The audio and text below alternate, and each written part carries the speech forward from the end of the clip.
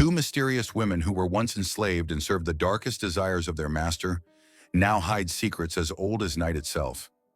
Transformed into vampires, Nima and Zara live on the edge of the human world, their true nature concealed. But even they don't know what lies ahead. What will happen next? Nima and Zara walk silently through the corridors of the castle, their footsteps echoing softly on the cold stone floor. The place had a heavy atmosphere, with ancient tapestries hanging from the walls and rusty metal chandeliers that barely illuminated the spaces.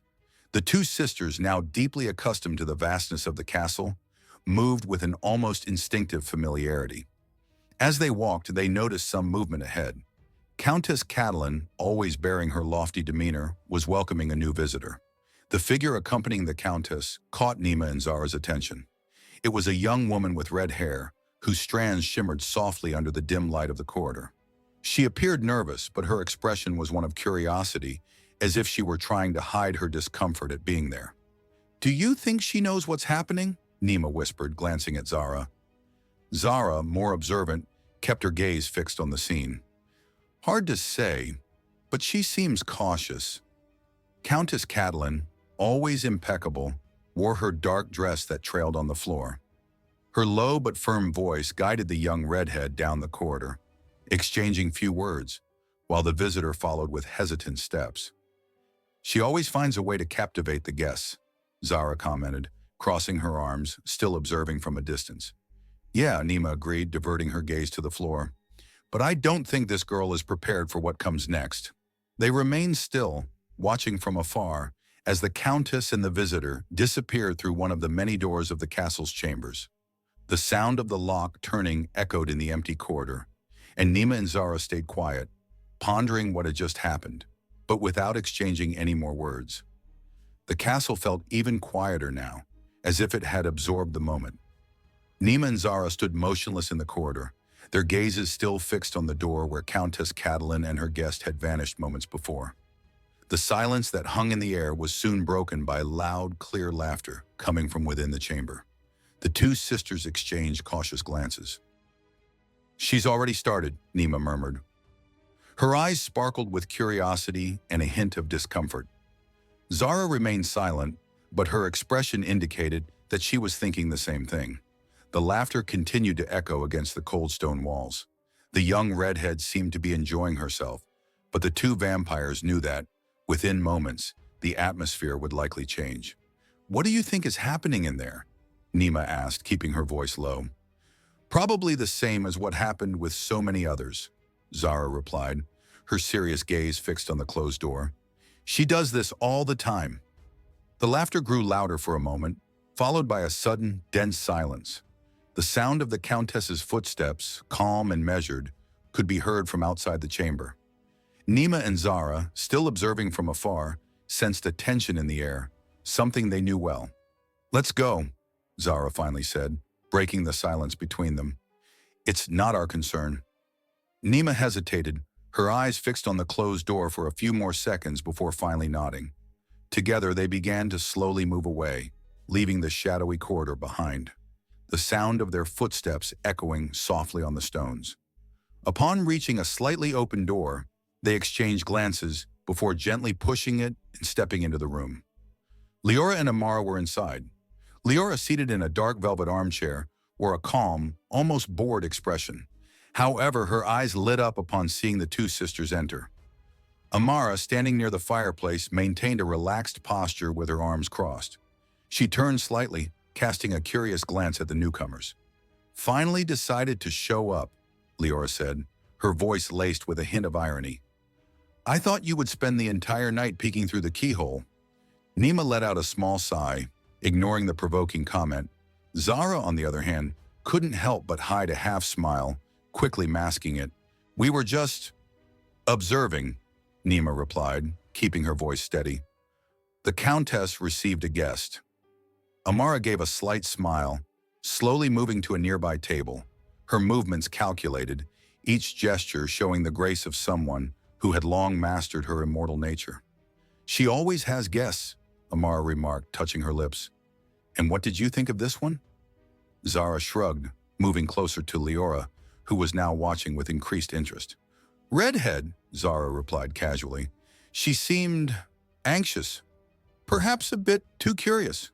Leora raised an eyebrow, intrigued. "Anxious? Well, then it will be an interesting night." Nima approached the fireplace, feeling the warmth of the flames, even though she didn't need it. Her thoughts were still on the room where the Countess had vanished with the guest. "These nights always end the same way," she murmured. Amara let out a low chuckle. "Not always, but what's certain is that the Countess knows how to keep her guests occupied." The four vampires exchanged glances for a moment, the atmosphere tranquil yet heavy with unspoken words. Nima watched the flames of the fireplace for a moment before turning to Leora and Amara. "I am curious about your past," she said hesitantly but firmly. Zara, standing beside her, nodded silently, clearly interested as well. It was rare for them to talk about each other's pasts, as if it were too delicate a subject to touch. But at that moment, Nima felt there was no reason to hesitate any longer.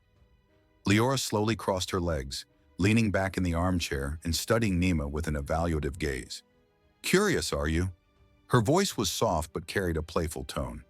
"And here I thought you were more concerned with watching the Countess with her redhead tonight." Nima held her gaze steady. "The Countess always has her distractions. But you and Amara, we know so little about you." Amara smiled enigmatically at this but remained silent, allowing Leora to guide the conversation. Leora then let out a soft laugh, almost imperceptible. "The Countess mentioned you, you know. She told us what happened with you and Zara. Everything you went through before arriving at the castle."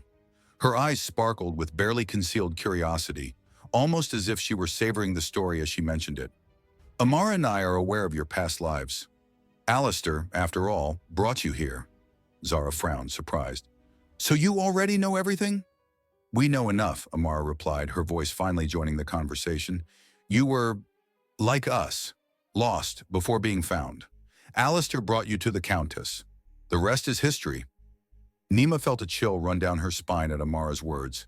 She knew that both Leora and Amara were older, more experienced, and perhaps even more dangerous than she and her sister. "And what exactly did Alistair tell about us?" Leora smiled, a smile that was neither friendly nor threatening, but something in between. "Quite a lot, actually.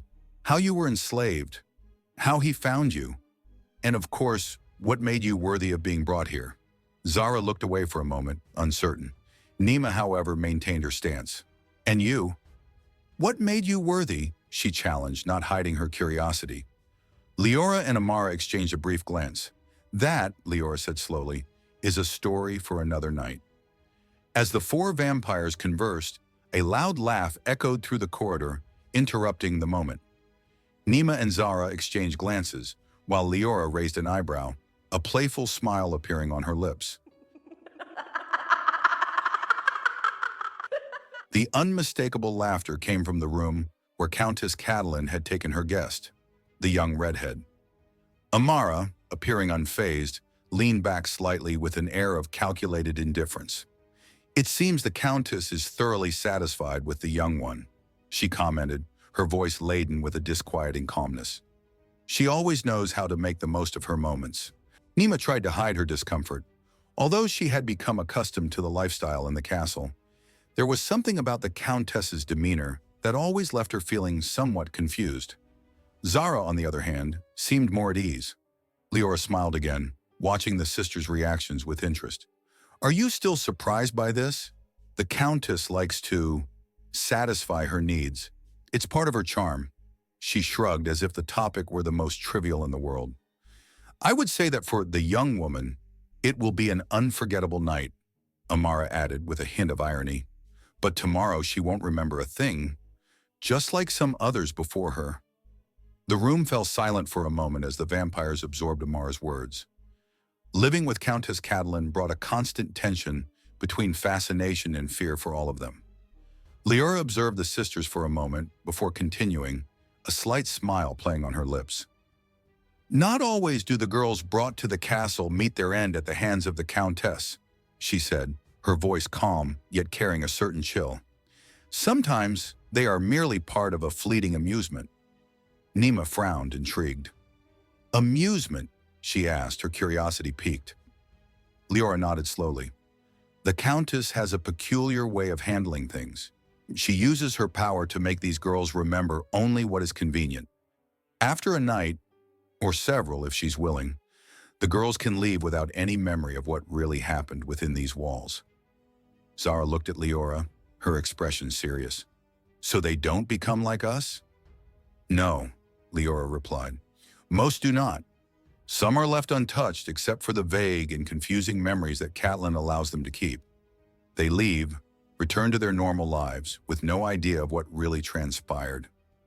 Amara interjected, leaning against the stone wall with a carefree air.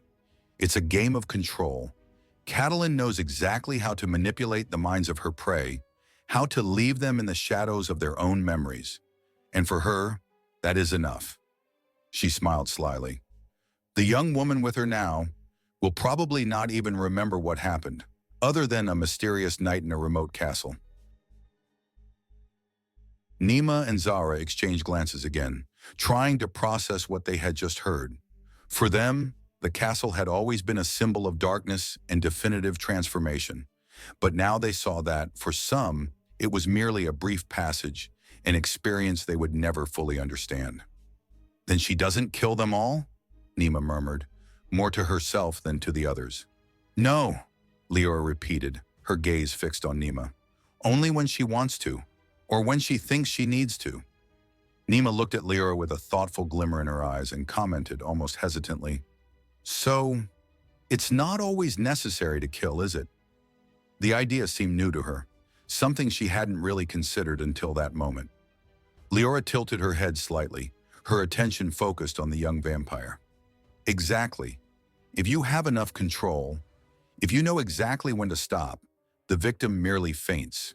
It's all a matter of not giving in to the impulse, of drinking only what is necessary. Her voice was calm, almost didactic, as if she were giving a simple lesson on something as mundane as controlling thirst. Zara, who had been silent until then, exchanged a look with Nima, and the older sister finally spoke, her voice carrying a weight that Leora soon noticed. We have killed before, for not controlling ourselves. The blood was impossible to resist. Nima lowered her gaze, and Zara silently nodded beside her, confirming the confession. Leora, with her ever-controlled posture, showed no surprise. She had seen this many times before and knew that control was not something one learned overnight. It happens, especially with the younger ones. But over time, you will learn. The secret is understanding the limits of your thirst, accepting that hunger can be contained, even when it seems impossible. Nima raised her eyes, a mixture of shame and curiosity on her face. And what if we can't? What if we never learn to stop? Leora gave a small, understanding smile, but remained realistic. You will. The fact that you are questioning this is already the first step. What you need is time and practice. With that, control will come naturally. She paused before adding, but until then, you need to be cautious. Every mistake can have consequences. Nima and Zara nodded, absorbing those words with the gravity they demanded.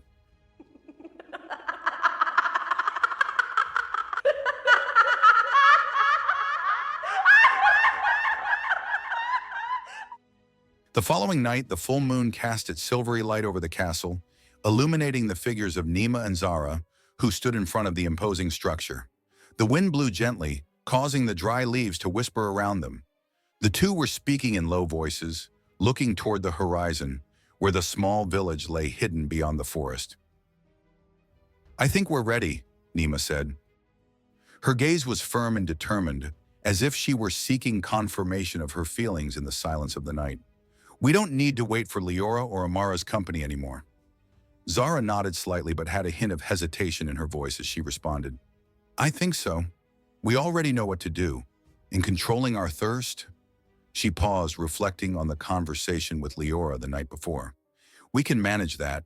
We can deal with the humans without what happened before. Nima smiled, confident. Exactly. And we can't rely on them forever. Alistair brought us here to learn, but now it's our turn to start acting on our own.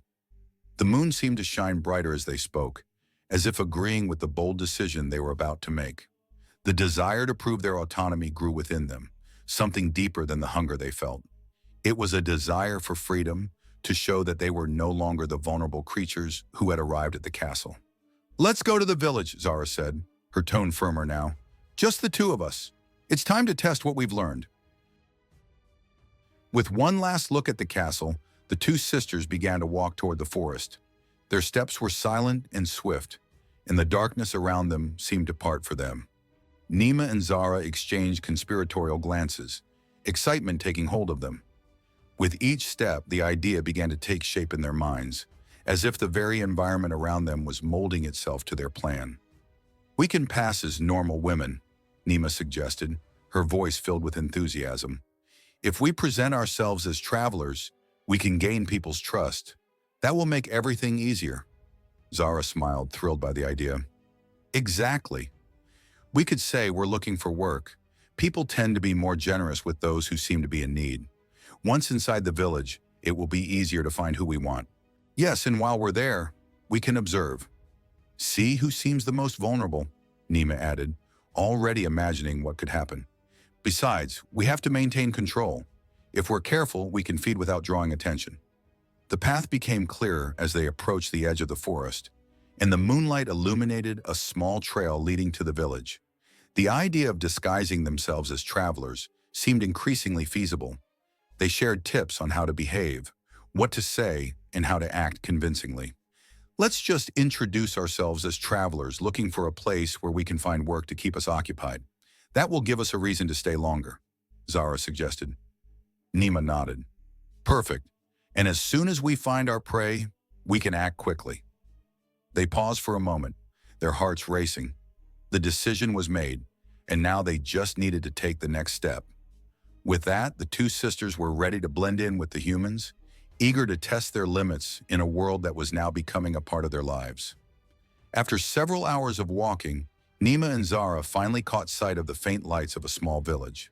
The moon illuminated the stone path winding between the simple wooden houses. The air was cold, but that hardly mattered to the sisters, who felt strengthened by the anticipation of what was to come. Still at a distance from the village, Nima and Zara positioned themselves among the trees, their bodies motionless like predators lying in wait. Their piercing eyes scanned the horizon, capturing every detail of the movement in the small community. They watched in silence, almost blending into the surrounding darkness, while the lights of the houses flickered in the distance, illuminating the simple, carefree lives of the people who lived there. Even from afar, they could discern the comings and goings of the villagers, attentive to anything that might catch their attention. They were patient hunters, and this watchfulness kept them in a heightened state of alert. Every sound, every step, was registered in their minds as potential opportunities, but the moment had not yet come. Nima especially kept her gaze fixed on the routines, looking for patterns, weaknesses, anything that would signal the perfect time to strike. Zara beside her felt the same urge, but there was something more, a latent anxiety to act. Even with all the control they had developed, the waiting only made the desire grow, intensify. They observed the people as if they were already theirs, studying their prey without haste, but with the certainty that soon they would make their move. The sisters moved silently through the stone streets of the village. Most of the houses around them had their doors shut and windows locked, and the stillness that enveloped the place gave the impression that the world had retreated to rest. Nima and Zara blended easily into the darkness, moving cautiously and gracefully, without drawing attention.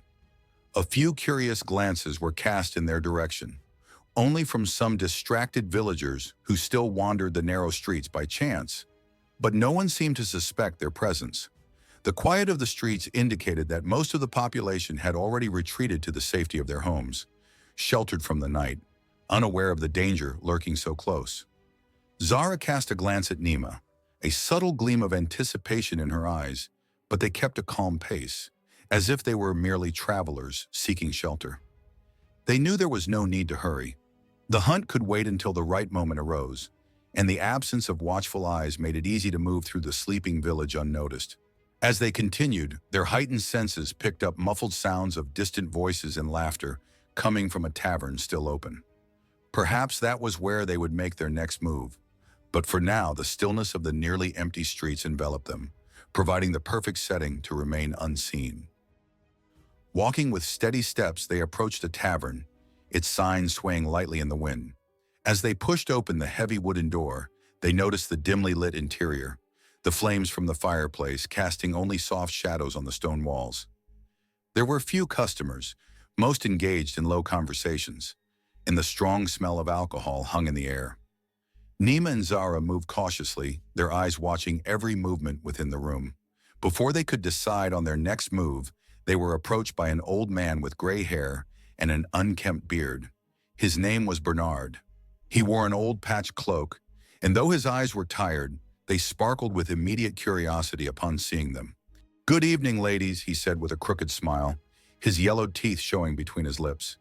"I don't recall seeing faces like yours around here. Where are you from?" Nima was the first to respond, her voice gentle and controlled. "We are travelers, sir. We're passing through looking for a place where we can rest and perhaps work for a few days."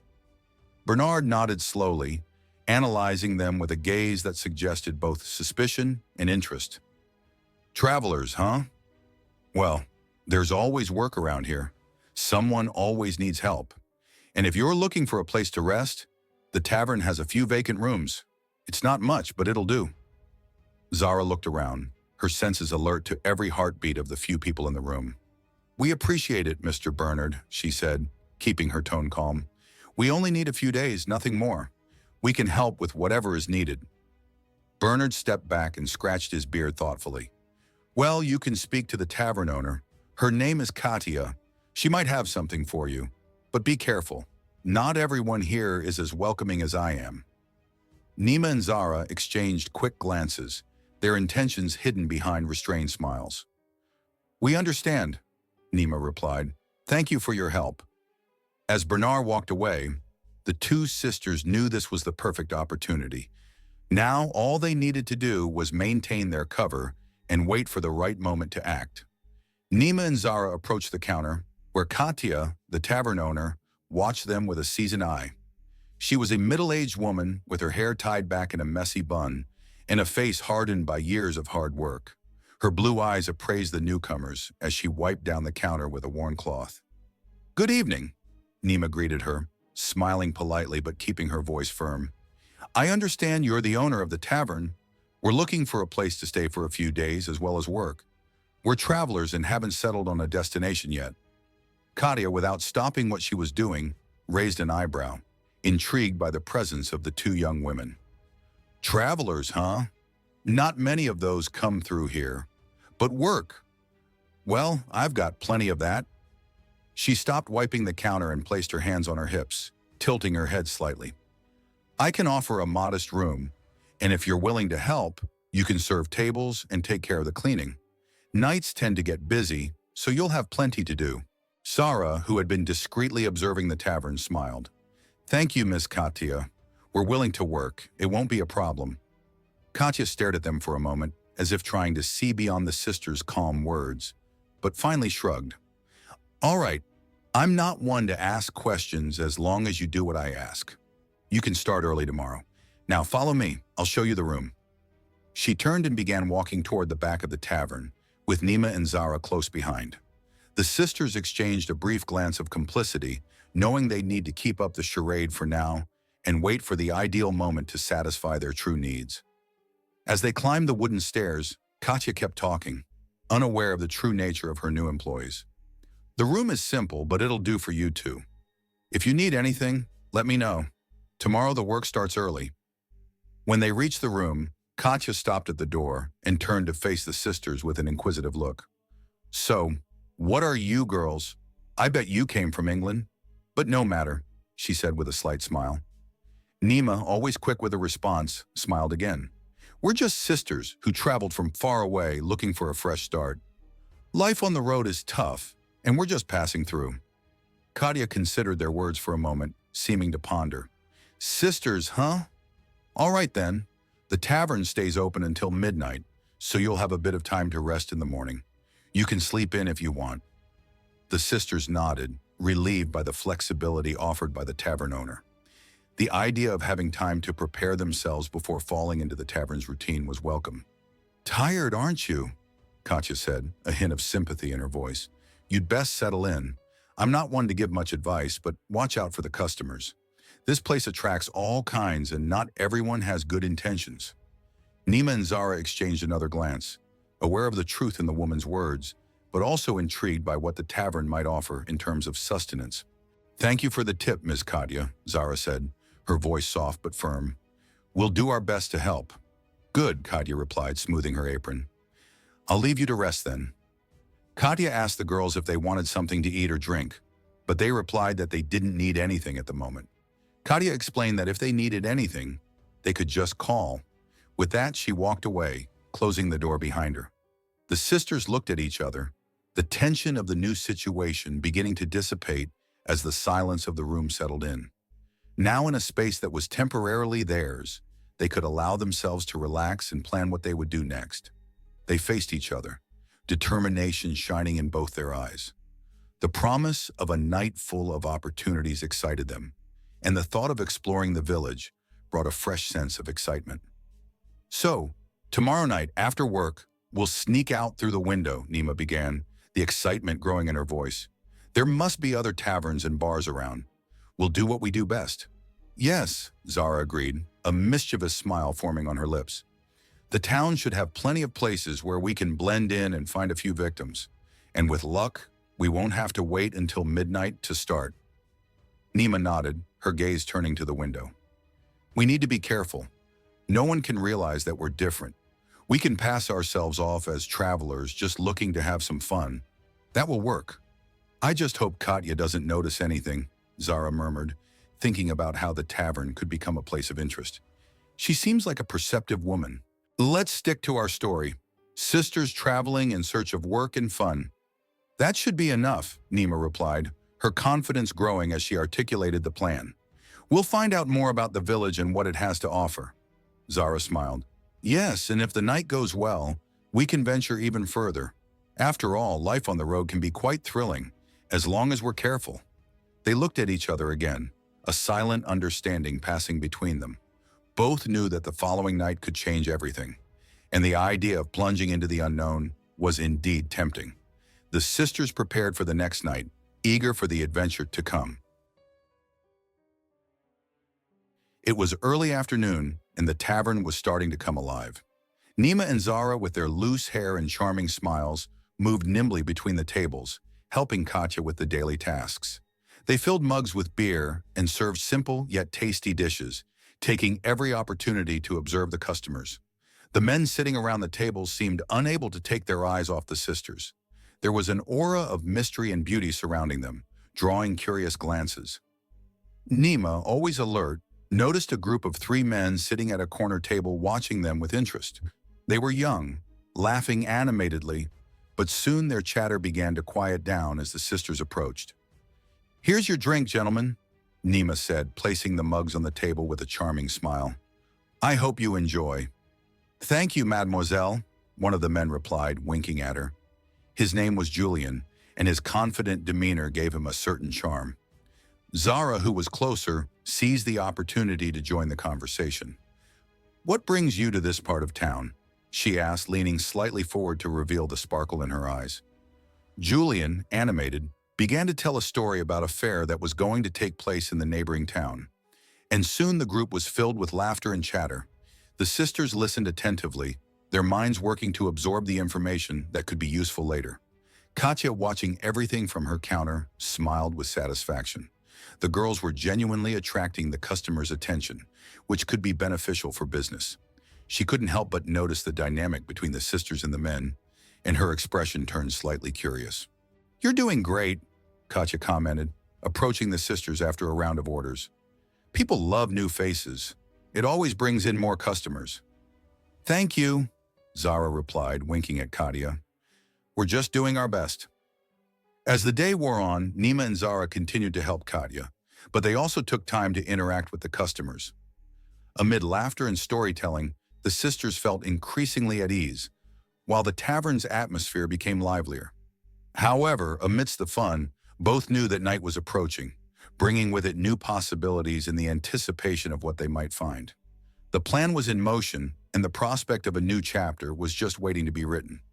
Midnight was nearing, and the tavern's atmosphere was changing. The number of customers had dwindled, and Katya, noticing the exhaustion on Nima and Zara's faces, approached them with a gentle smile. "All right, girls, you've worked hard today. You can stop with the tasks," Katya said, gesturing to the empty tables. "Go take a bath and rest." The sisters exchanged knowing glances, and a smile of satisfaction formed on their lips. It was time to begin the night they had planned. "Thank you, Katya," they replied in unison before heading up the stairs toward their room. Once inside, the air was thick with anticipation.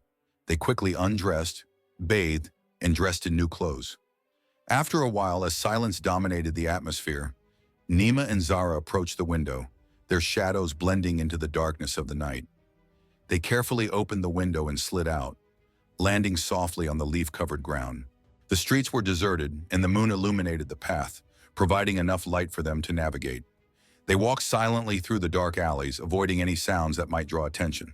Nima and Zara moved with a supernatural lightness, excitement pulsing through their veins. The cold night air wrapped around their bodies as they advanced toward the forest. The tension between the sisters grew, their predator eyes capturing every detail around them. "I can already feel the warm blood running down my throat," Nima murmured, a dark smile forming on her lips. Zara nodded, feeling the same anticipation. "Yes, it's so close. Finally, something worth the wait." As they walked, both recalled what they had overheard from the tavern patrons. Many lone wanderers would often pass by the road near the forest at night, unsuspecting travelers who would make easy prey. They were the ideal kind to hunt, those who would disappear without raising much suspicion. "These wanderers, they have no idea what's waiting for them," Zara commented, gazing into the darkness ahead. "They're perfect. No one will miss one or two of them." Nima gave Zara a firm look, momentarily interrupting her sister's excitement. "Remember, Zara, we're not killing anyone tonight. Only when it's absolutely necessary," Nima said in a controlled voice. "We drink until the victim passes out, with no risk of death." Zara paused for a moment, feeling the weight of her sister's words, and sighed softly. "I know, Nima. I just got excited. Another night of hunting, you know?" She offered a brief but sincere smile, her eyes glowing slightly in the moonlight. Nima nodded, her dark eyes scanning the road ahead. "I get it. We just need to stay in control. It's better this way, without drawing too much attention." The night still offered its opportunities, but they both knew they had to act cautiously. The excitement grew with every step, the scent of the night mixing with the rising desire they both felt. The silence of the road ahead seemed to promise exactly what they were looking for. The smell of the forest grew stronger as they drew closer. Far from the tavern, as soon as they reached the edge of the woods, the vampires spotted two figures in the distance. They were men laughing and drinking next to their horses, which grazed peacefully in the shadows. Their conversation was loud and lively, and the sisters felt an urge to draw closer. "Just look at them," Zara whispered, barely containing her excitement. "They seem like good prey." Nima agreed, watching the men. "We need to be cautious. Let's approach carefully." They moved among the trees, their silhouettes almost invisible against the dark backdrop of the forest. The adrenaline pulsed in their veins, and with each step, they drew closer to their targets. The men's laughter echoed, carefree and innocent, a perfect trap for those who already knew the taste of power. The sisters exchanged one last glance, a silent signal that they were ready to act. As soon as they felt close enough, Nima took a deep breath and whispered, "Let's go. It's time to make our move." The sisters continued to move among the trees, their steps silent as the night itself. As they approached the men, they could hear their laughter and conversations filled with camaraderie. When they were just a few steps away, they decided it was time to reveal themselves. With a swift movement, the vampire sisters emerged from the darkness of the forest and positioned themselves in front of the travelers' horses. "Good evening, gentlemen," exclaimed Nima, her soft voice breaking the silence of the forest.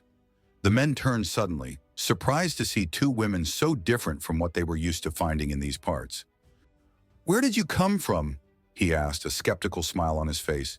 "We've never seen women like you around here." Zara, sensing their curiosity, smiled with a glint in her eyes. "We are travelers, just passing through. We were exploring the area and heard your voices here. We thought perhaps we could join you." As a precaution, the vampires introduced themselves to men with false names, Nima becoming Clara and Zara becoming Daisy. The men exchanged glances, and the tallest, who seemed to be the leader of the group, nodded slowly. "Well, it's a pleasure to meet you. My name is Bertrand, and this is my friend Gaston. We're not used to having visitors like you." Nima stepped forward, her posture relaxed. "We're just looking for a bit of fun. What do you usually do around here at night?" Gaston looked at Bertrand, a mischievous smile on his face. "Usually, we just share some stories and have a bit of wine. The night is long and full of opportunities." The sisters exchanged glances, a silent understanding passing between them. The conversation was flowing, and the carefree souls of the men offered the chance they were seeking. "How about sharing a bottle of wine with us?" suggested Zara, her playful tone further capturing the men's attention. "After all, we have plenty of stories to tell as well." The men hesitated for a moment, but the prospect of a night filled with stories and laughter with such enchanting women was irresistible. "Of course," replied Bertrand, already turning to grab the bottle that was hanging from his horse. "Come on, let's sit down." The sisters followed the men, their hearts racing with the thrill of the hunt that was about to begin. The night promised excitement, and they knew the opportunities before them were as dangerous as they were delightful. The sisters sat close to the campfire, the soft, flickering light illuminating their faces and casting playful shadows on their features. The warmth of the flame contrasted with the cool breeze blowing through the forest, and the whispers of the trees around them created a gentle backdrop for their conversations. Bertrand, looking intriguingly at the girls, asked a question that hung in the air. "What are two beautiful women like you doing unaccompanied in the woods at night? Isn't it a bit dangerous?" Zara exchanged a knowing glance with Nima before replying. "We were just strolling and exploring the area.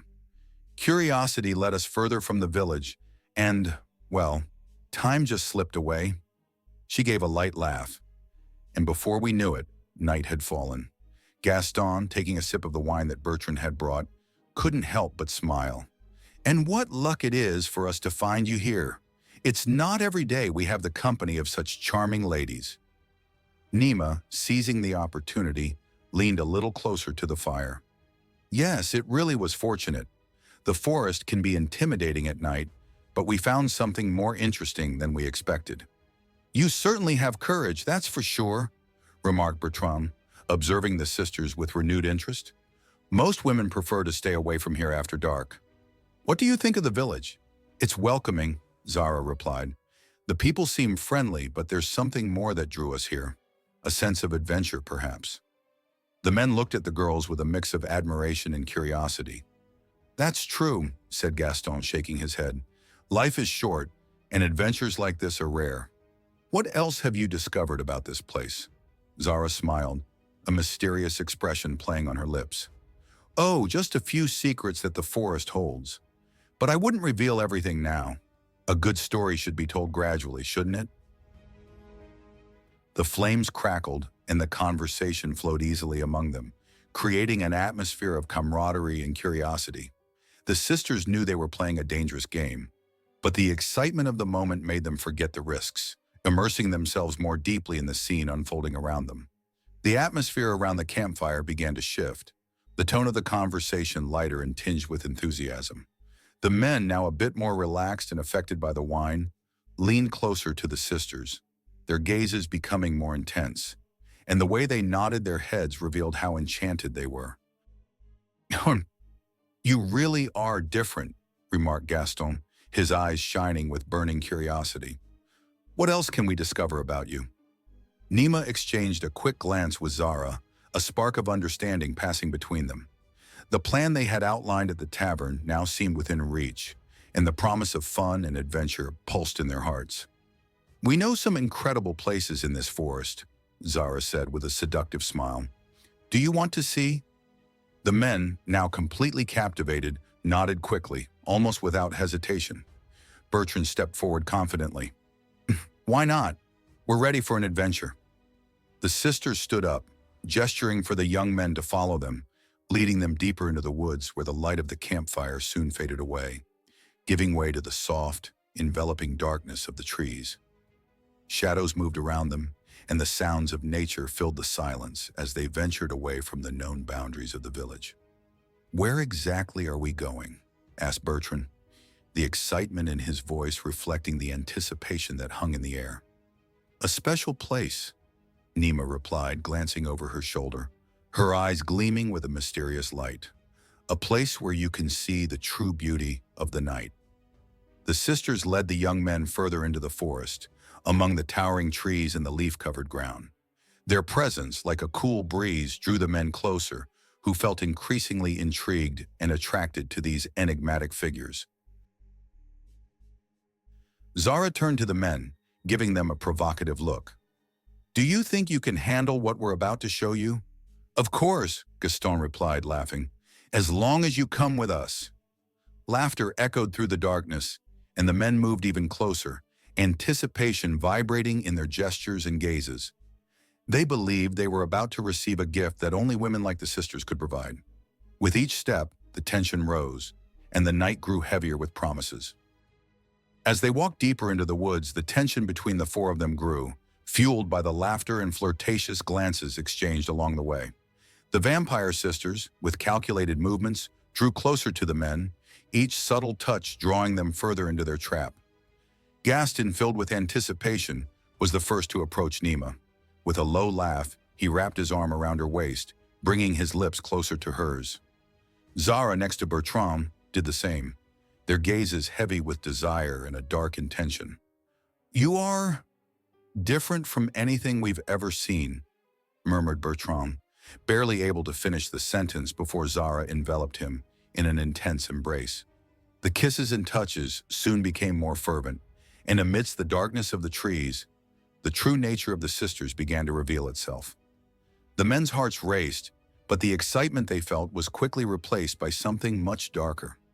Without warning, Nima bit into Gaston's neck, her fangs piercing the skin with ease.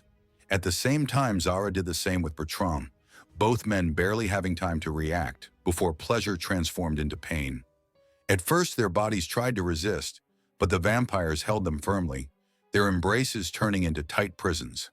Blood began to flow, and the men struggled futilely, their efforts waning as their strength was drained.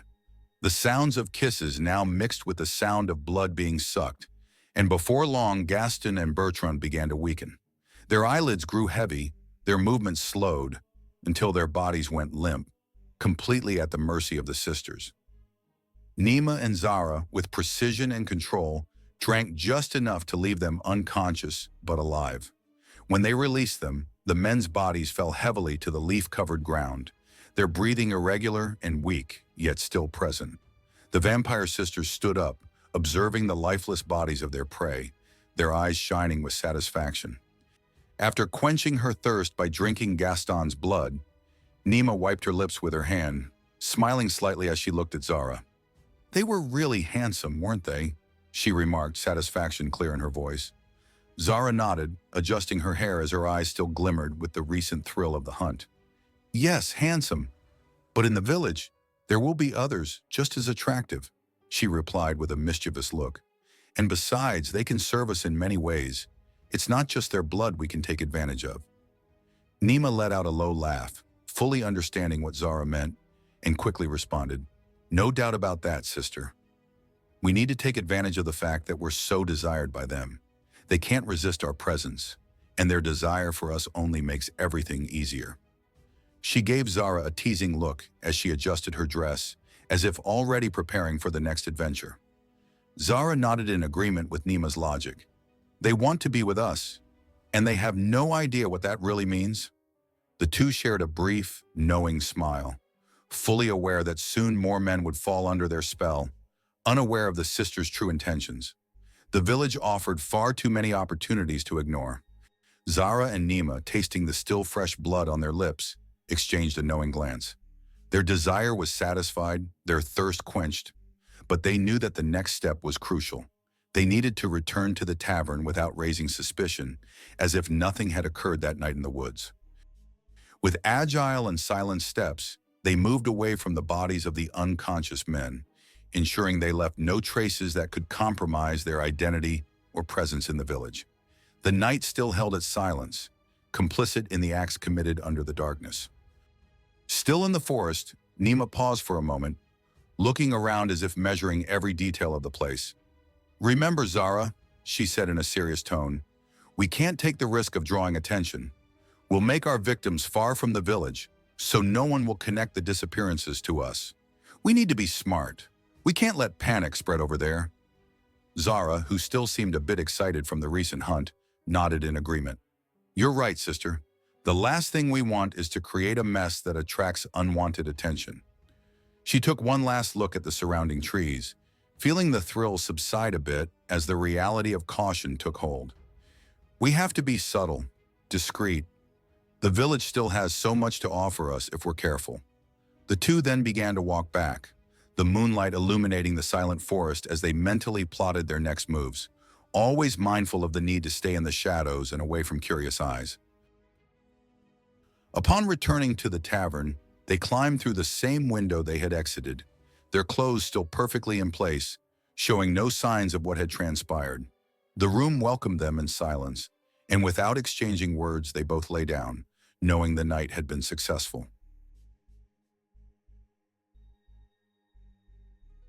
The next day, as another afternoon of work begins, Katya comments to the girls about how they seem more radiant than the day before. The girls exchange a slight smile. Still intrigued by the sisters' story, Katya leaned in a little closer, her curiosity clear. "And how was the journey to the colony?" she asked, her voice soft but laden with interest. Zara, who had been quieter until then, spoke up, her eyes darkening with the memory.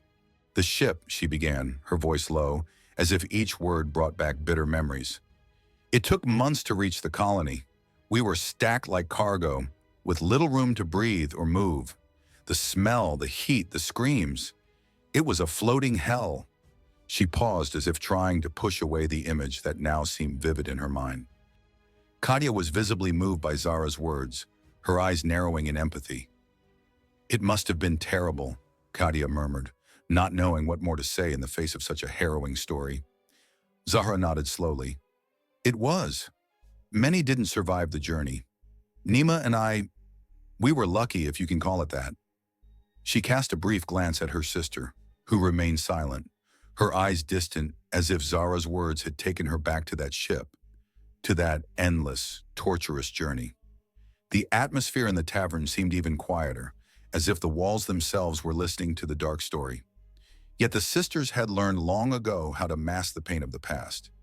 Even with their lowered eyes and voices heavy with memory, they held their posture firm, hiding what they had become and revealing only what Katya needed to know.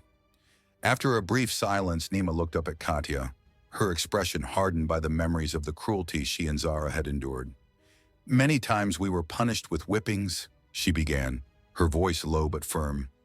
"Lashes that marked our bodies. And that happened whenever we did something our master didn't agree with." Katya took a deep breath, her face reflecting the shock and empathy she felt. "That's terrible," she murmured, at a loss for words to express the horror she felt hearing the sister's story. "Terrible was our reality," Nima continued, her voice now colder, more distant. "It didn't matter if we were innocent or guilty. A simple wrong expression, a look deemed disrespectful, or even a task done in a way that didn't please them. That was enough to feel the whip on our backs. And it wasn't just the physical pain, it was the humiliation, the dehumanization." Zara watched Nima speak, her eyes dark with memory, but without letting the full rage she felt show. "Our bodies carry many scars," Zara added softly, "but scars heal. We had to fulfill all of our master's wishes, no matter what they were," Zara remarked. Katya seemed lost in the sisters' words, but she didn't dare interrupt. The sisters, in turn, kept part of their past hidden, wearing a mask they had long used, shaped by both pain and the need to conceal their true nature. Katya looked at the sisters closely, her face reflecting curiosity and disbelief. "And how long has it been since you left the colony?" she asked, her voice gentle, as if afraid her words might break the delicate atmosphere. Nima and Zara exchanged a quick glance before answering. Not long, Zara said, her voice slightly shaky. About a year and a few months. Katia frowned, visibly impressed. A year and a few months? She repeated, almost in shock. That's incredible. So you went through all of that in such a short time and still managed to get here? Yes, Nima replied, a faint smile forming on her lips, though her eyes held the shadow of the past. It was a long and difficult journey, but we're here now. We're trying to find our place. Katya shook her head, her admiration evident. It's admirable how you've managed to rise after everything you've been through. It's not easy to start over, especially with a past like yours. The sisters kept their eyes on Katya, recognizing the sincerity in her words. The conversation shifted, with Katya listening attentively as the sisters shared fragments of their lives, all carefully chosen to keep the secret of who they truly were. Katya leaned in a bit closer, curiosity shining in her eyes. And you don't have any place in mind to settle? She asked, intrigued. A place you can call home. The sisters exchanged a glance, a silent understanding passing between them. Not yet, Nima replied, her voice calm and steady. We've decided to travel the world. We take great pleasure in doing so. Zara smiled, excitement reflecting on her face. Every place we visit brings new experiences. Each city, each people. It's like we're rediscovering life. Katia smiled back, admiring the passion in their words. The life of a traveler must be full of adventures. And what do you hope to find in your travels? Nima hesitated for a moment, looking at Zara before answering. We want to explore, to learn about different cultures, to learn from people. But above all, we're also searching for freedom. Katia nodded, understanding the depth of what the sisters were saying. Freedom is a precious thing, she murmured. Sometimes people forget that. The sisters shared a knowing look, the conversation turning into a moment of genuine connection. They were aware that the past still haunted them, but each day brought a new chance to discover who they were, far from the chains of their history. Katya sighed softly after the conversation with the sisters, leaning back against the tavern counter. I appreciate you sharing your stories with me, she said with a gentle smile. It's nice to hear about lives so different from mine. She paused, seeming thoughtful for a moment before continuing. You know, I've been a widow for 10 years now. My husband, Sergei was his name, a good man, but life took us down different paths. He left this place to me when he passed. Zara and Nima listened quietly, with discreet interest. We have a son, but he's also gone his own way. Got married and moved to another country, Katya continued, her voice tinged with longing. It's been a few years since he left.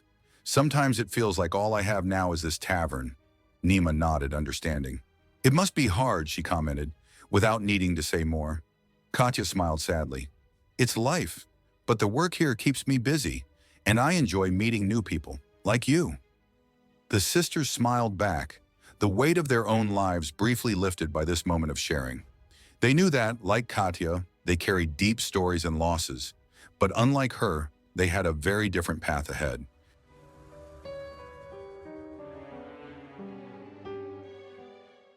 Days passed, and Nima and Zara continued with their plan. The sisters had become experts at choosing their prey and ensuring that no one suspected them. Nima and Zara continued working at the tavern, careful not to raise any suspicion about their true natures. They maintained a discreet routine, helping Katya with the chores and slowly blending in with the customers. At the same time, they avoided displaying any behavior that might draw attention or suggest something out of the ordinary. The constant need for blood, though persistent, was controlled with some effort, as they knew they couldn't afford any slip-ups in that environment. However, while resisting the urge for blood, the sisters did not forgo satisfying other desires that, even as vampires, still haunted them. Between laughter and subtle glances, Nima and Zara found ways to engage with the men at the tavern. Always discreet, they did so without arousing any suspicion. There was something magnetic about the sisters' demeanor, an allure that the men couldn't ignore. With calculated gestures and carefully chosen words, Nima and Zara approached those they deemed convenient and attractive. On certain nights, away from the eyes of Katya and the other locals, They explored these encounters, always keeping control over their true intentions. To the men who crossed their paths, the sisters were enigmatic, exotic, women of few words but intense gestures. The men didn't sense the danger, considering themselves lucky to receive the attention of two such unusual and beautiful women. As the days passed, Nima and Zara made sure that despite their encounters and the fulfillment of their desires, no traces were left behind. They were careful, aiming to protect their secrets while crafting the image of simple women. But they couldn't suppress their primary need forever, so they ventured into the forest, luring their targets and satisfying their thirst for blood without ever killing. The balance they had learned to maintain allowed their victims to survive, disoriented, unsure of what had truly happened.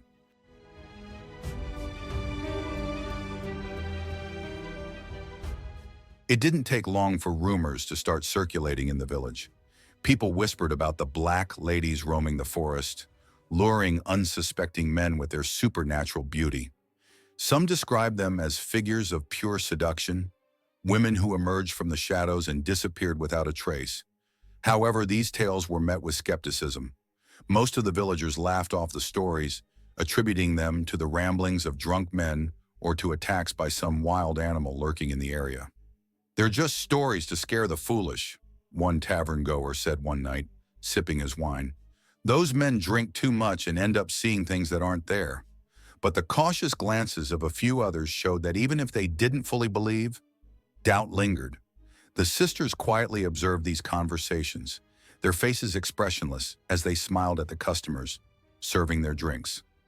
They knew the suspicions were far from confirmed, but the idea of becoming legends among the villagers gave them a strange sense of power. For Nima and Zara, it was a dangerous game, but they knew they were still in control. Things were beginning to get complicated. The rumors about the black ladies who attacked in the forest started to spread more intensely. It wasn't long before groups of men organized and began scouring the forest in search of the mysterious women. Some carried weapons, others religious amulets, as if they were hunting demons. Zara and Nima, always vigilant, watched from afar, hidden among the trees, as the men traversed the forest, which until then had been their safe territory. The sisters exchanged worried glances.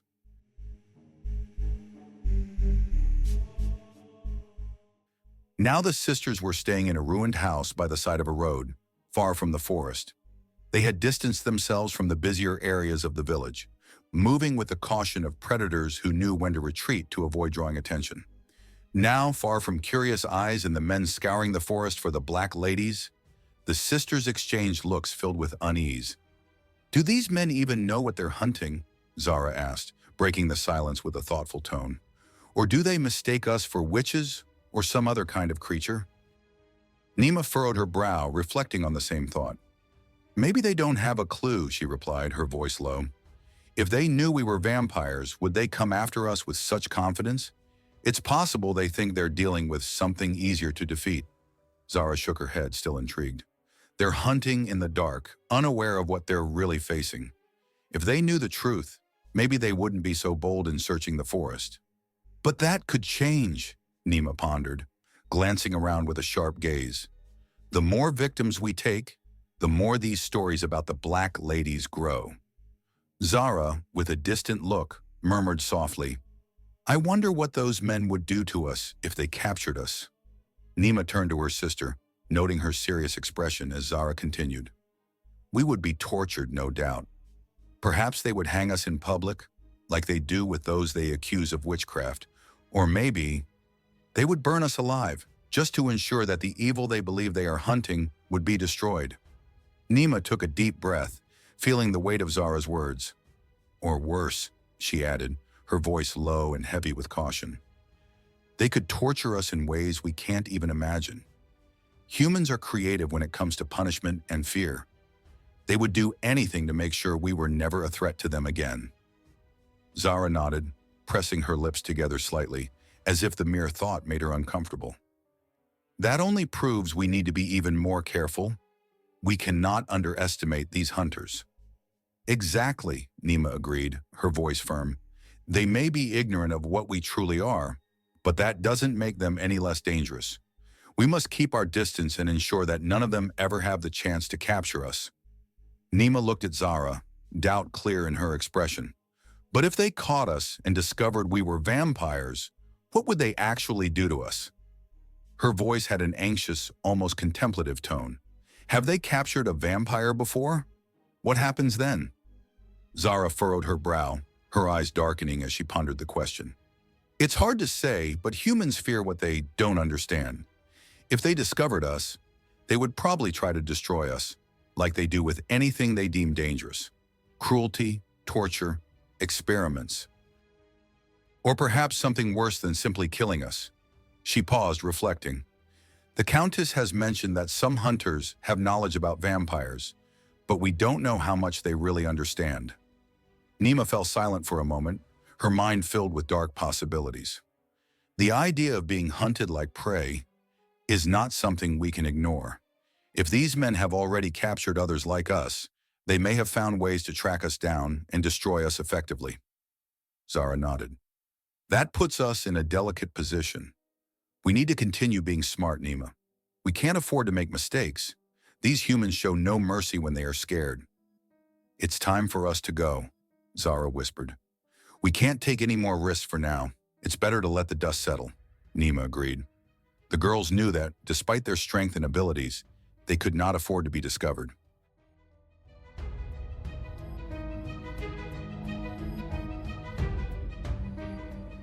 Sometime later, a group of strange and mysterious men arrived at the tavern.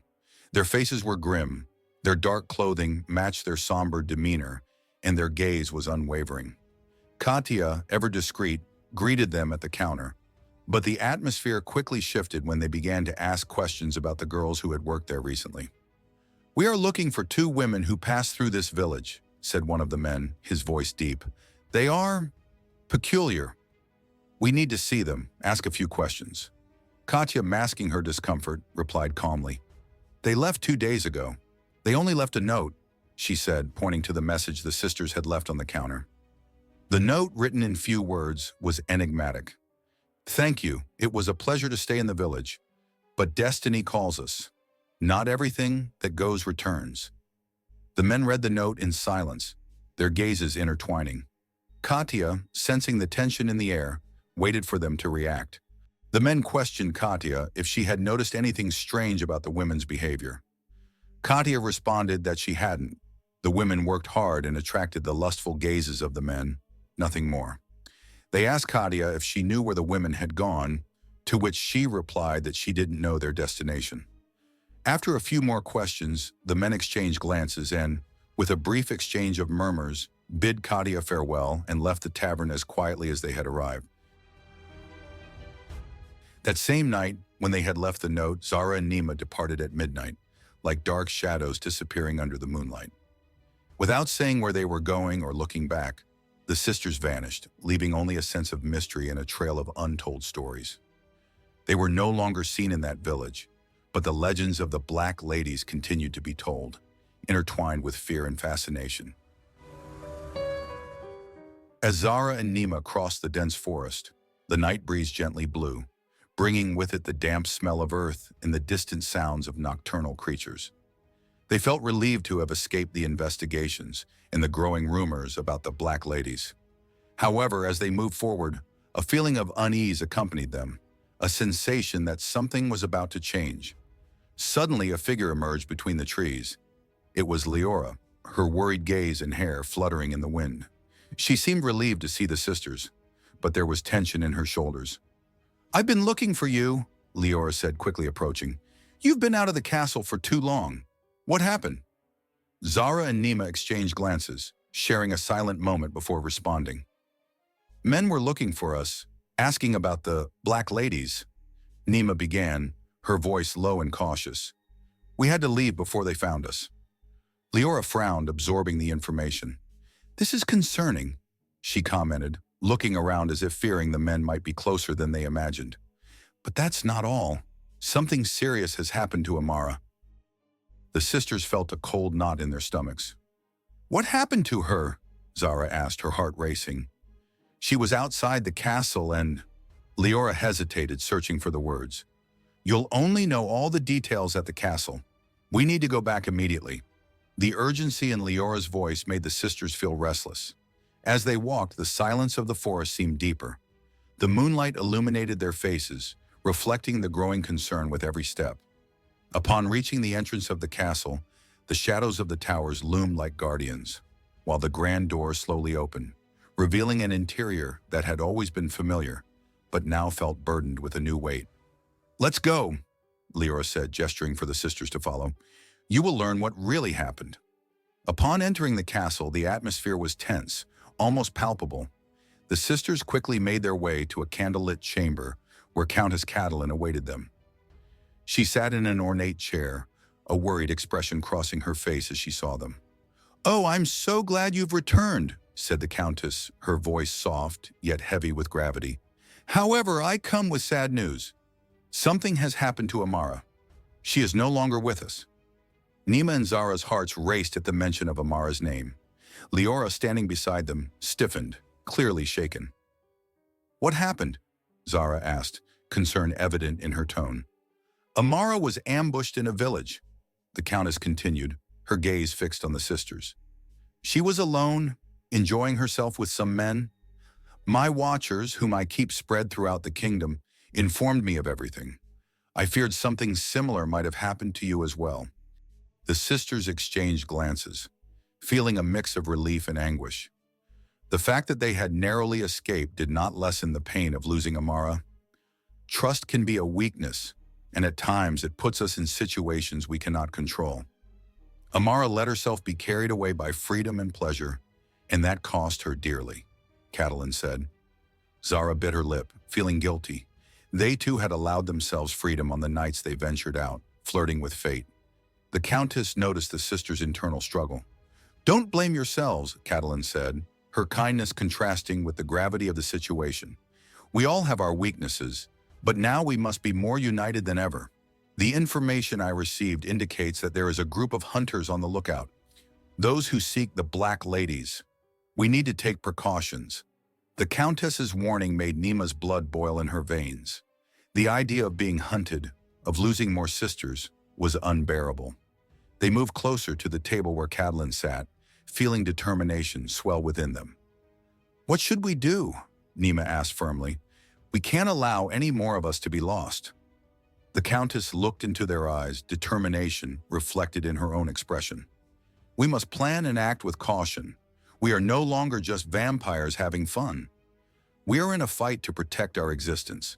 The decisions we make from now on can change everything." Countess Catelyn looked at the floor for a moment, as if lost in her memories. "Amara will be missed," she began, her voice tinged with nostalgia. "I can't forget the nights of fun and adventure we had together, the young women we welcomed here at the castle, coming from various parts of the world. Each one brought something unique. Styles, stories, colors. From the exotic beauties of Africa to the graceful ladies of Asia. Each left their mark on us." The sisters listened in silence, absorbing the Countess's words. They understood the essence of what Catelyn was saying. They too had felt that diversity and vitality on the nights they enjoyed themselves. "Haha, I remember how Amara and I satisfied our needs with these young women," Catelyn continued, a sad smile forming on her lips. "Amara had a special way of making them feel at ease, as if they were part of something grand." She paused, allowing herself a moment of remembrance. "Amara was born in Ethiopia," she informed them, a touch of longing in her voice. "Her life took her through many countries before she arrived at our castle. When I met her, she already carried a free spirit and an indomitable strength, traits I deeply admired. Together we laughed, danced, and explored, as if the world were ours to conquer." Catelyn looked into Nima and Zara's eyes, her expression growing more serious. "Her loss reminds us of the fragility of the lives we lead. We are powerful, but we are not invincible. Remember that, girls. Don't be reckless. There are always surprises ahead. This castle is not just a refuge. It is a home we maintain together, and we must fight for it." The sisters felt a weight settle in their hearts, but also a renewed determination. They were united, and Amara's loss would be a constant reminder that they needed to act with care. In the quiet of the library, with shelves heavy with dusty books, Zara and Nima sat in an isolated corner, away from prying eyes. The atmosphere was thick with dread, and their conversation centered around the loss of Amara. "It's hard to believe she's gone," Zara began, her eyes distant as they rested on the open pages of a book in front of her. "The Countess said Amara suffered something brutal, something terrible, even for a vampire." Nima sighed, the pain of loss echoing in her words. "Catalin told us that after being discovered, Amara was tied up and had her heart pierced by a stake. Imagine her desperation," Nima said, her voice trembling. "And then, right after, her head was cut off." Silence filled the air as the sisters reflected on the brutality of Amara's fate. The image of their friend in agony weighed heavily on them. "It's horrifying to know this could happen to any of us," Nima continued, her gaze hardening. "The Countess mentioned that this execution is common against vampires. If we had been captured in that village, we would have met the same end as Amara." Zara nodded, her thoughts drifting to a dark place. "We would be next if they had caught the Black Ladies. And those men would have cut off our heads without a second thought.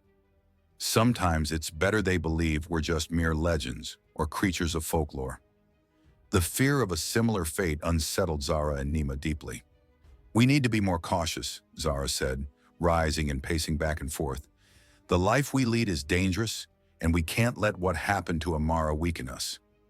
Nima watched her, feeling her sister's determination resonate within her. "We must be clever and quick, and if there's any chance to stay ahead of our pursuers, we need to seize it. The men hunting the Black Ladies, if they think they can destroy us easily, they are gravely mistaken." As the sisters remained in the library, surrounded by piles of old and heavy books, something caught Nima's attention. She was flipping through a leather-bound volume, its pages yellowed with age. The title wasn't particularly striking, but the content was fascinating. This book spoke of a vampire whose abilities surpassed anything they had ever heard of. "Zara, listen to this," Nima said, breaking the silence that dominated the room. "This vampire Dracula seems incomparable. It says here he's capable of feats far beyond anything we can do." Zara looked at her sister with curiosity, moving closer to the table to get a better look at the pages. "Dracula?" Zara asked, frowning. "I've never heard that name before." "Neither have I," Nima replied. "But look, this book talks about his abilities. He can change his form. His thirst for power and knowledge seems limitless."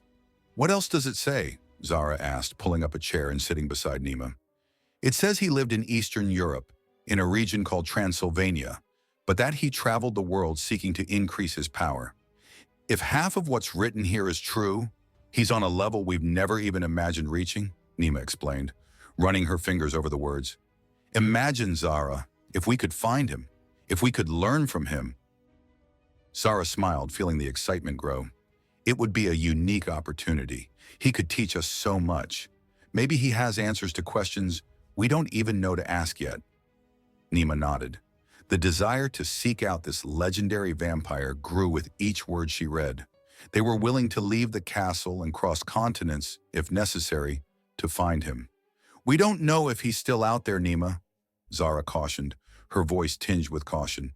"But if he is, and if we find him, it could be our chance to reach a new level of power. Who knows what we might discover?" "Zara, look at this. The book says Dracula is over 400 years old." Zara glanced up, surprised. "So he's a very ancient vampire. That's fascinating." She moved closer to Nima, her eyes shining with interest. "Imagine what he must have seen and experienced over all those centuries." "Yes," Nima agreed, her tone more serious. "But it's also dangerous. A vampire with that much experience and power could be a threat or an invaluable ally. If he has that much knowledge, he could help us understand our nature better, or maybe even teach us how to better defend ourselves against hunters." Zara nodded, reflecting on the implications. "We need to be careful. If we decide to find him, we can't approach him lightly. A vampire that old must be cunning and wise, and he may not appreciate the presence of two novices like us." Nima, with the weight of Zara's words echoing in her mind, added, "Exactly. But the idea of finding someone like him is tempting." We could learn so much, and who knows? He might show us the way to gain more power. Or perhaps, Zara added, determination forming on her face, he could become an important part of our story. We need to prepare for this journey. Nima looked at Zara, her serious expression reflecting the gravity of the history she was about to share. The legend says that Dracula, when he was still human, was a feared monarch and warrior. He punished his enemies, traitors, and criminals with a brutality that left its mark on history. One of his favorite methods of execution was impalement. Zara frowned, intrigued and somewhat horrified. Impalement? What was that? It's a cruel method, Nima explained, her voice soft but firm. It involves driving a stake into the victim, slowly pushing it through the body from the bottom upwards. The pain is excruciating, and death can take a long time, depending on how it's done. Often the victims were left on display as a warning to others. Zara swallowed hard, imagining the grotesque scene. What a horrendous form of torture. Why would he do something like that? Zara grimaced, her eyes wide with horror. Just imagining being impaled when I was still human gives me chills. What must go through someone's mind in that moment? The pain must be unbearable. Nima shook her head, a look of empathy on her face. I can't even imagine the suffering of the victims of that kind of execution. It's a prolonged torture, not just physical, but also psychological.